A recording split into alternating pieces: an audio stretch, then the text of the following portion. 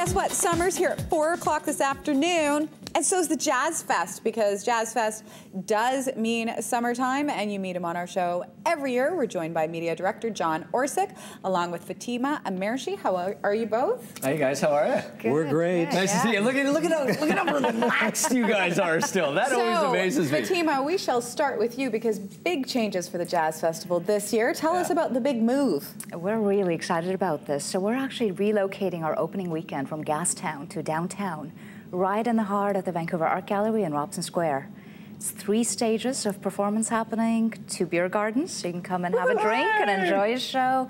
Free dance classes, buskers, family activities. Absolutely. You want to learn the Lindy Hop, swing, blues.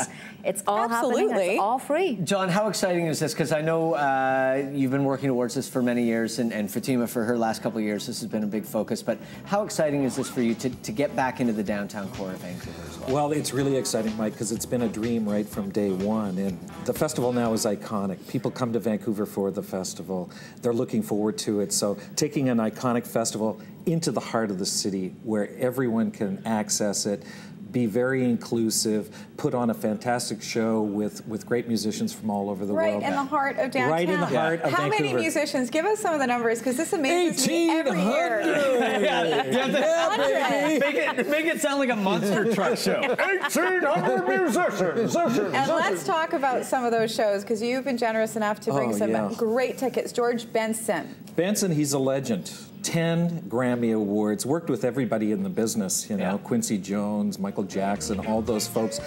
He's a double threat. I mean, not only, you know, can this guy play guitar, he's probably one of the best guitar players in the world, but he's got a voice to kill for. I mean, he's like Nat King Cole. So he really is going to knock people out. How many times has he been to the Jazz Fest before? Has he? Just once. Just once? Just once, yeah. We tried to land him for years. What a treat, though. Yeah. Absolutely. How important is that? I mean, Fatima, when you get people here, I mean, obviously you want the audience to have that real positive experience, but for the artists as well to associate the Vancouver International Jazz Festival, you know, in a sort of positive light for them as artists. How important is that? Well, you know what? It's huge for them because they got this incredible city to come to, and the fans here know the music and they embrace it. So every time after an artist goes off the show, the first thing out of their mouths is, wow, that was an incredible audience. So they love playing here. Nice. And John, let's talk about Janelle Monae. We also have tickets to that show. One of my favorites. I am so stoked for Janelle. She is carrying the torch for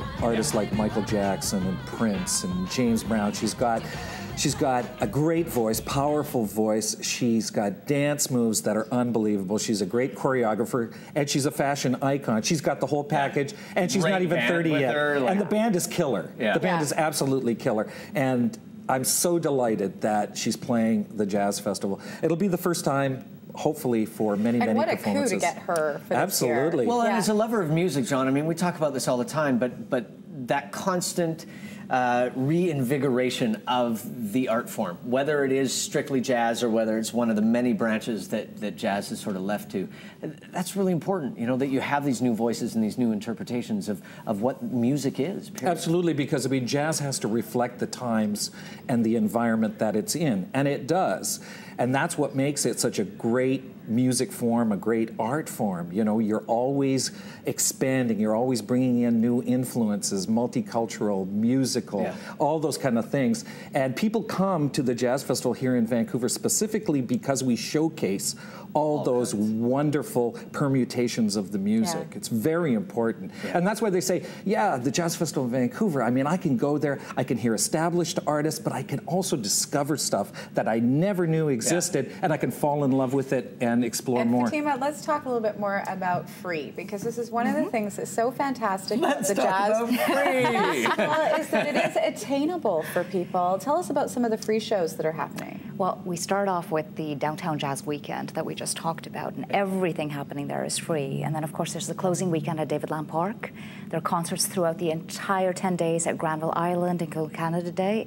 And then there's tons of stuff happening throughout the city. So all kinds of wonderful small venues, great clubs, whether you're going to the Cellar or El Barrio, there's great shows everywhere. So pick up one of these. Of course, you can look at the website as well to find it, because you got to plan it out, don't you, John? Yeah, you really do. So many people here. You guys must have a flow chart in the office somewhere of just sort of of what's going on and how it all moves. It must be crazy math equation. But it must be incredible to watch it all come together, because both of you, you know, John and Fatima, you guys work so hard throughout the year to watch this come together, and we always try and make a mention of the volunteers that you rely on for this event, Fatima, and how hard they work out of a sense of just love of music in this event. How important are they to the success? They are the backbone to everything that we do, and so many of them have been with us for years. It's incredible.